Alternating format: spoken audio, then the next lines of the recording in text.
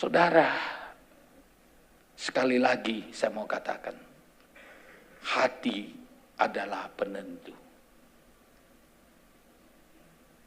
Hati yang rendah, hati yang siap, hati yang terbuka, itu memancarkan hidup mati, sukses atau tidak, tergantung di hati seseorang. Makin rendah hati kita, makin besar kepercayaan Tuhan untuk kita. Percayalah saudara. Makin bisa kita merendahkan hati, di tengah-tengah kita diberkati, makin ditambah kekayaan kita. Makin Tuhan siapkan yang perlu untuk kita. Tapi kadang-kadang seringkali saudara, belum apa-apa langsung kita lupa. Saya kadang-kadang sedih kali hati saya sebagai gembala. Lihat jemaat belum apa-apa. Sudah tidak lagi komitmen, sudah tidak setia lagi. Tidak lagi seperti masa-masa dia pertama cinta Tuhan. Padahal orang baru jatuh cinta itu memang semangat 45 loh. Lihat aja kan yang dulu orang-orang muda yang baru jatuh cinta. Makan pun gak enak, tidur pun gak nyenyak katanya. Harusnya kan baru jatuh cinta kan makannya kenyang-kenyang loh. Ini saudara, ya korbankan apa saja. Saya ada pelayanan dulu jemaat kita. Pernah sekolah Alkitab juga tempat kita. Ya, dia jatuh cinta, saudara. Lalu ketika dia jatuh cinta, masih mesra-mesraan mereka. Di tengah jalan putus. Karena putus, yang ceweknya gak terima. Mogok makan 7 hari 7 malam. Karena udah 7 hari 7 malam kan badannya kan kurus. Makin kurus kayak kayak jangkung itu ya. Udah kurus sekali. Hari ke-7, hari ke-8. Dia datang menghadap saya ke kantor. Saya bilang, ya kamu datang ke sini, memang saya sudah dengar kamu selama 7 hari ini mogok makan. Iya Pak Gembala katanya. Kenapa kau mogok makan? Iya aku patah hati Pak katanya. Jadi kalau kau patah hati nggak makan begini, kira-kira siapa yang ngerugi? Cowokmu atau kau? Mulai dia nangis, itulah Pak, itulah Pak, itulah Pak.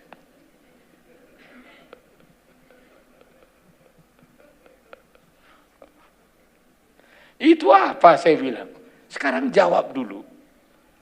Kalau kau mati kira-kira, kamu kira sedih cowokmu itu? Gue bilang, nggak mungkin dia sedih. Kalau dia sedih, pasti nggak dia putuskan kamu.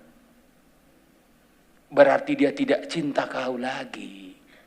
Karena dia nggak cinta kau lagi, kau tetap cinta sama dia, kan kau rugi, nggak kau jaga hatimu. Sekarang makanlah, gue bilang.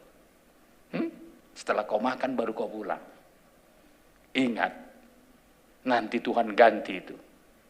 Baru dia semangat, pulanglah dia suruh dari kantor ya. Ya, saya lihat udah semangat dia. Seminggu lagi saya lihat udah senyum-senyum dia.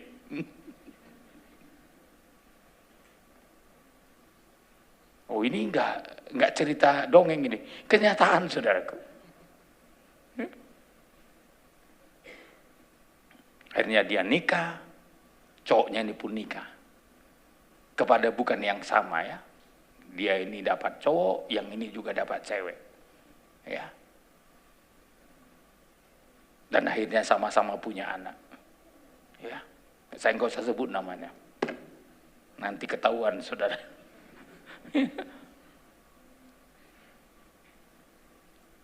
Hati ini perlu dijaga. Mati hidup saudara ada di dalam hatimu. Tekadmu ada dalam hatimu. Ya. Kalaupun ada yang tidak pas karena Tuhan mengubah, gak usah ngotot mempertahankan. Ini saya ingatkan ya, khususnya pemuda-pemudi, jangan ngotot. Harus dia jadi sama aku. Bukan Anda yang menentukan nasibmu. Mungkin hatimu menganggap Kalau lagi jatuh cinta semua baik. Nggak ada yang nggak baik kalau lagi jatuh cinta. Walaupun dibilang sama temannya nggak bagus itu, nggak paling bagus di dunia. Makanya kalau orang lagi jatuh cinta susah dinasehati. Bapak-bapak, ibu-ibu, kalau anak-anakmu lagi jatuh cinta, nggak usah nasehati terlalu banyak. Nggak masuk itu. Doakan aja biar putus mereka. Haleluya. Nasihati nggak masuk. Makin sudah nasihati makin nekat itu. Karena akal sehat sudah dikuasai hati. Oh, saya punya pengalaman loh, 30 tahun lebih aku menggembalakan. Ya termasuk menggembalakan Pak Otapia sebelum nikah. Ya gitu ya Pak Otapia. Termasuk si Hasibuan kan. Siapa lagi di sini? Si Willy. Wah, masih pacaran pun saya intip-intip dari sana. Mana si Willy? Oh. Siapa? Sopian. Saya yang panggil lagi istrinya. Sini. Cepat kalian jadi, saya bilang.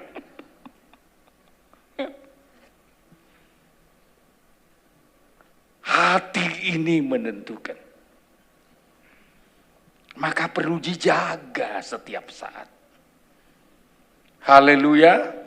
Ini. Jangan sampai hati kita rusak. Biar penuh dengan firman. Penuh dengan roh. Penuh dengan kasih Tuhan. Sehingga hati yang penuh firman, penuh roh, penuh kasih, itu menjadi hati yang bijak. Hati yang bisa membedakan. Hati yang bisa menolak dan menerima.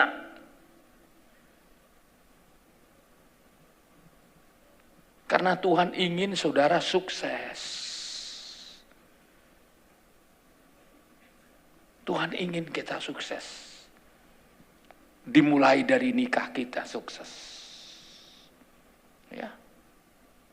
Kenapa nikah kita harus sukses? Nikah yang rusak mengakibatkan keturunan yang rusak.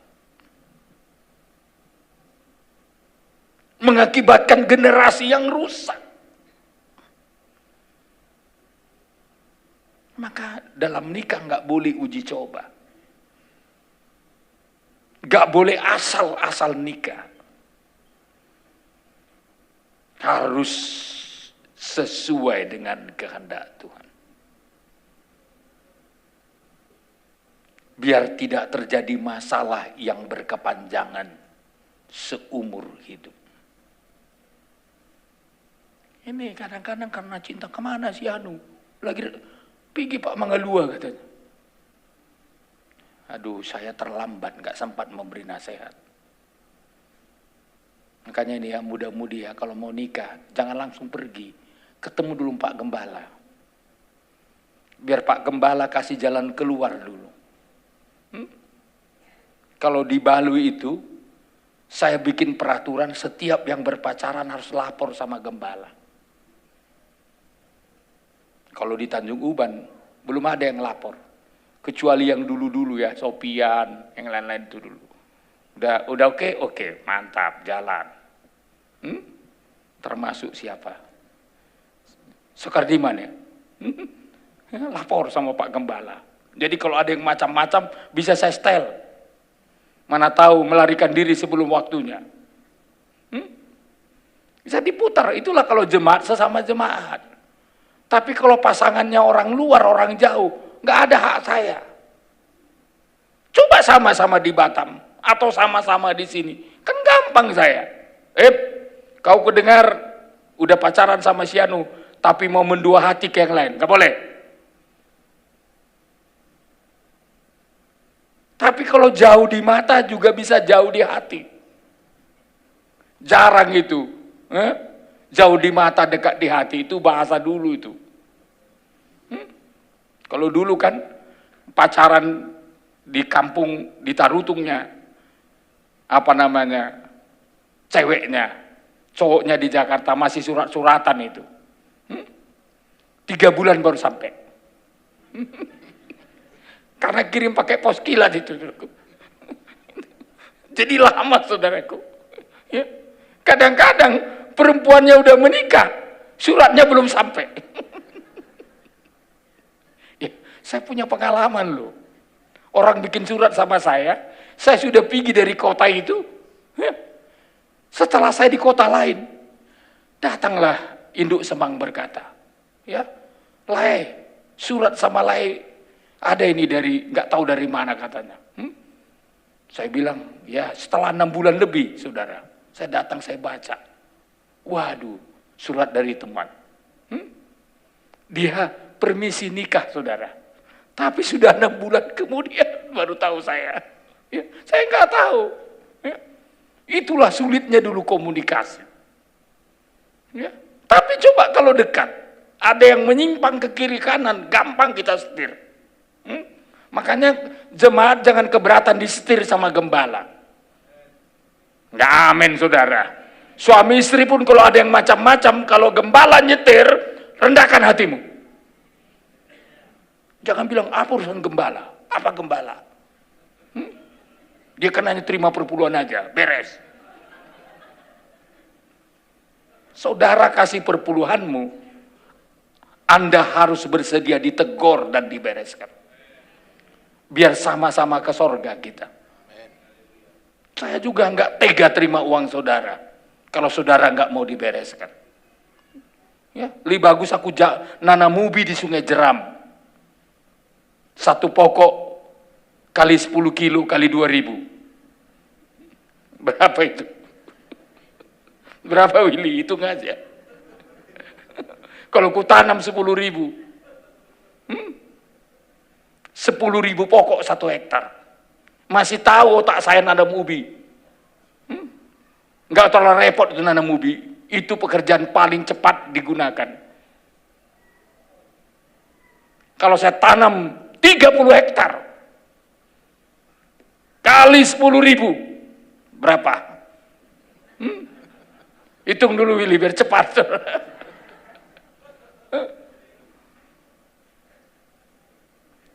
Berapa banyak kalau diuangkan, saudara? Jadi kalau hanya cari perpuluhan kita melayani, terlalu rugi. Kalau cari persembahan saja kita melayani, terlalu rugi ikut Tuhan. Maka saya tantang jemaat kadangkala. Tapi lebih penting dari uang, jiwa-jiwa kita semua perlu diselamatkan. Haleluya. Lebih penting, lebih besar dari uang adalah keselamatan jiwa kita. Makanya saudara ingat, saudara yang susah-susah, jualan susah, beli aja tanam ubi. Akan lebih hebat dari Anda berdagang. Jangan bilang susah kali hidup ini, nggak susah kalau ada hikmat dari Tuhan.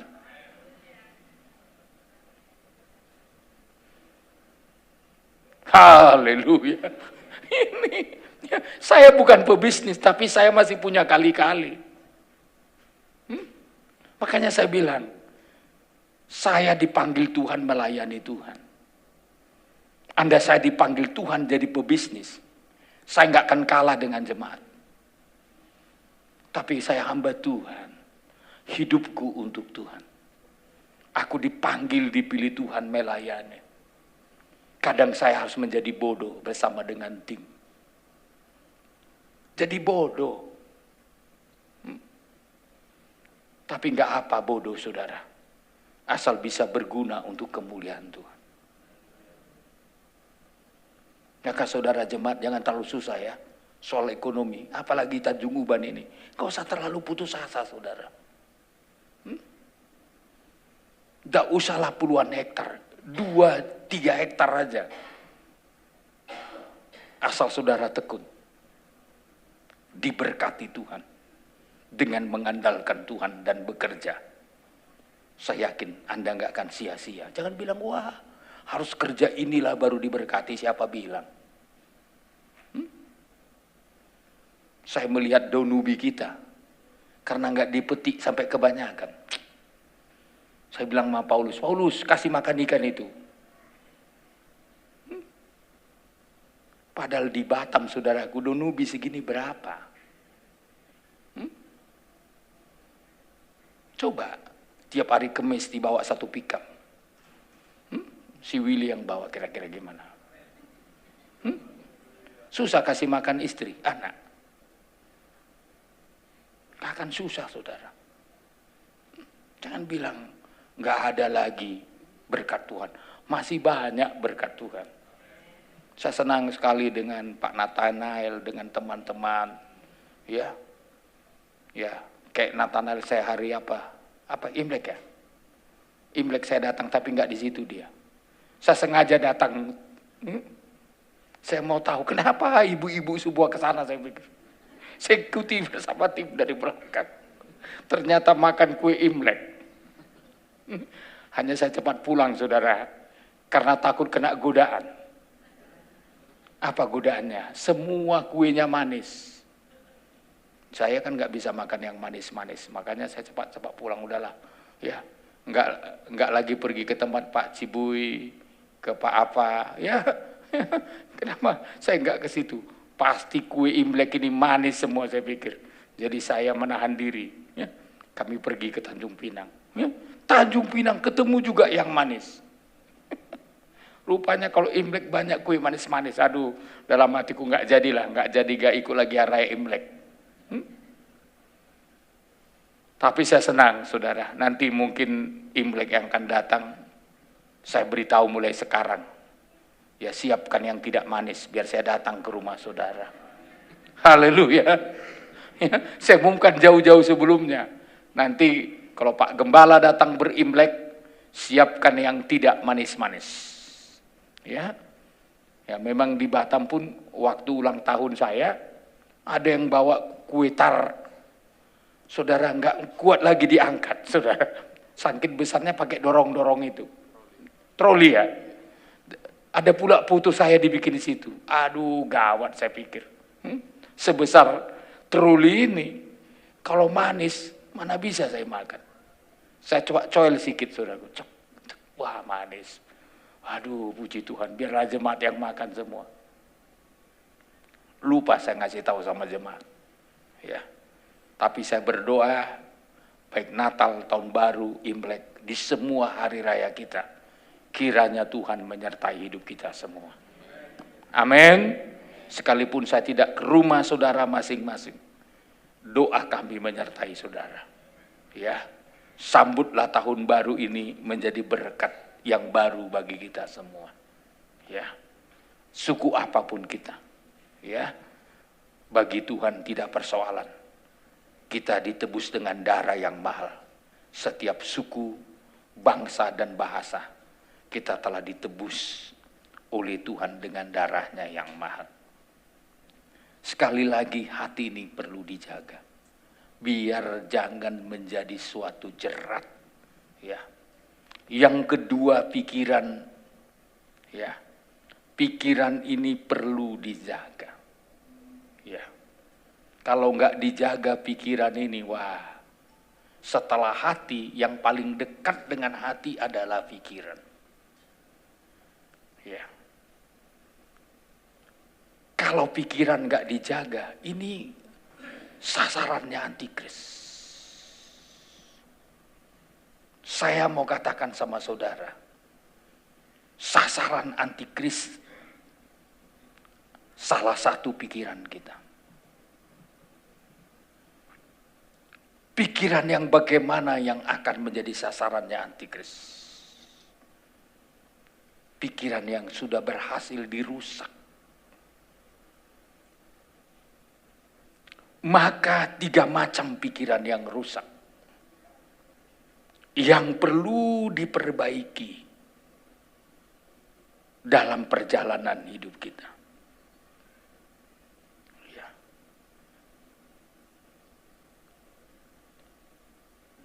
Dan 3 macam ini hanya bisa ditolong. Ya. Dengan dijaga, dikendalikan sesuai dengan kehendak Tuhan. dan cara menjaga dan mengendalikan. Dalam 2 Korintus pasal 10 ayatnya yang ke-5, ayat 5. Ayat yang kelima. Ya. Kami mematahkan setiap siasat orang dan merubuhkan setiap kubu yang dibangun oleh keangkuhan manusia. Terus untuk menentang pengenalan akan Allah. Kami menawan segala pikiran dan menaklukkannya kepada Kristus. jadi cara untuk menolong pikiran, menjaga pikiran ini, pikiran itu harus ditawan dan ditaklukkan kepada Kristus. Harus Tuhan yang mengendalikan pikiran. Pikiran kita harus terikat dengan firman, terikat dengan kuasa Roh Kudus, terikat dengan kasih Tuhan, biar bisa dikendalikan Tuhan.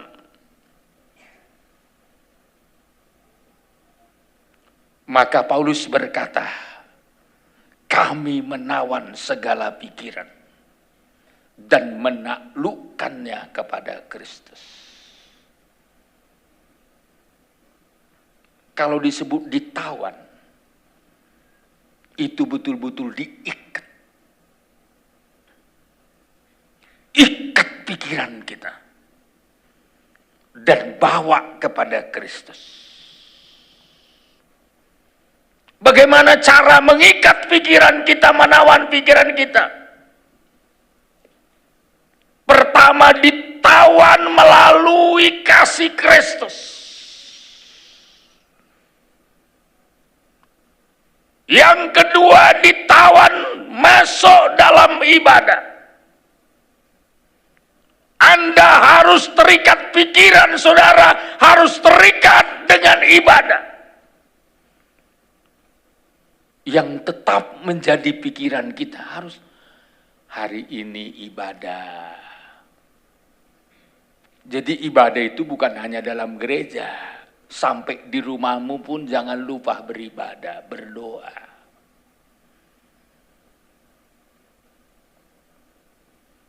Ketika kita gagal berdoa, sebenarnya yang paling pertama hilang dari suasana hidup kita adalah damai sejahtera dan sukacita.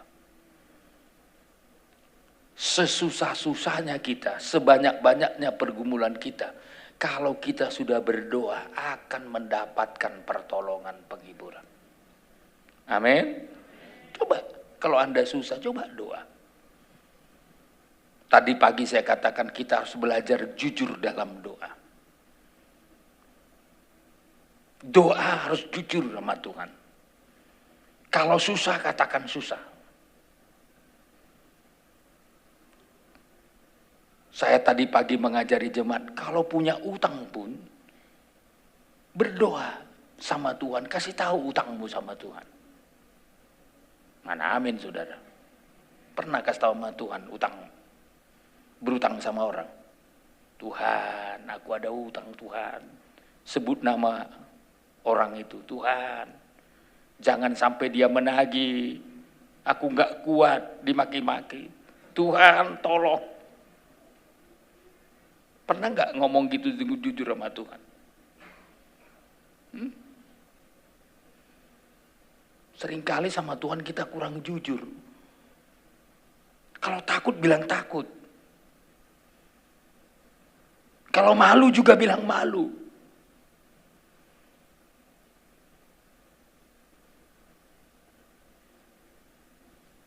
Tadi saya berikan perbandingan dengan 2 orang yang berdoa. 1 orang Farisi berdoa. Dia doanya berterima kasih, tapi terima kasih negatif. Terima kasih Tuhan, sambil dia tunjuk para pemungut cukai yang gak beres menurut dia. Karena aku tidak seperti orang itu. Pemungut cukai doa. Apa katanya?